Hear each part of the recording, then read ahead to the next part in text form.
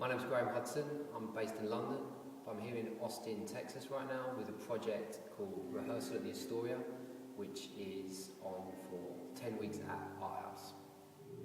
Rehearsal at the Astoria is probably best described in two different parts, as the title suggests. The rehearsal comes from an idea quite a few years ago where a band used to practice in a studio next to me, and it was always this incredibly rich experience hearing the endless conversations, the intensity, and then bits of music trying to be put together and mistakes and just going again and again. Never knew the band's name, never saw them perform, but it was like a real regular thing, and I thought I could use it sometime because I'm interested in artwork, or I try and make the sculptures that it's very slippery what the object is, and the process is either quite on view or there's this kind of fragility either in the materials of the production. The Astoria refers to a theatre in London that got knocked down a year or so ago, about the same time Art House was getting built. It was a famous venue in London.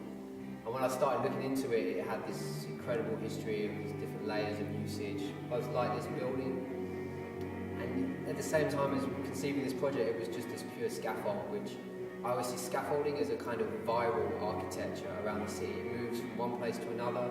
It's quite disinterested, it's utilitarian, and it's, particularly in Europe, it's this thing that really holds the place together.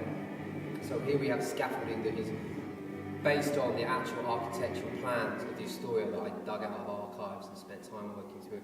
And so it's kind of, the scaffold out there is a section of those scaffolds laid into this building. So you have a sort of snapshot fragment of this fabricated place out there for the bands to come, and quite strictly it's rehearsal only.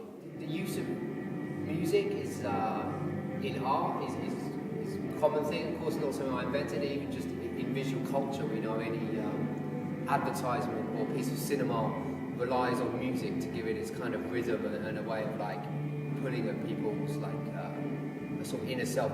Music is almost like a sort of primary art, I think. So here and in other projects, I would try and use it in a way of think, what is it doing and how does it be a thing as well that's constructed, and then setting here more of a sort of critical environment for thinking about how music's built with the scaffolding, and at the same time how cities are built. And the rehearsal points to a performance.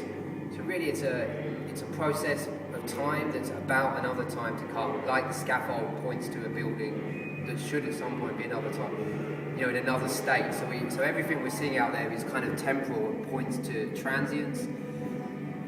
And in a way then it's kind of metaphorical for the city and our lives in itself. It's kind of always going towards something else, So I'm hoping with this musical experience there's a kind of exposure and the chance for the audience to get a bit of an inside view, but also the chance, to see things go wrong, and this sort of fragility, which is, human nature. I think often with art exhibitions, it's often more interesting to see the artist studios. So maybe that's the proposition here, that perhaps, the rehearsal could be the real show.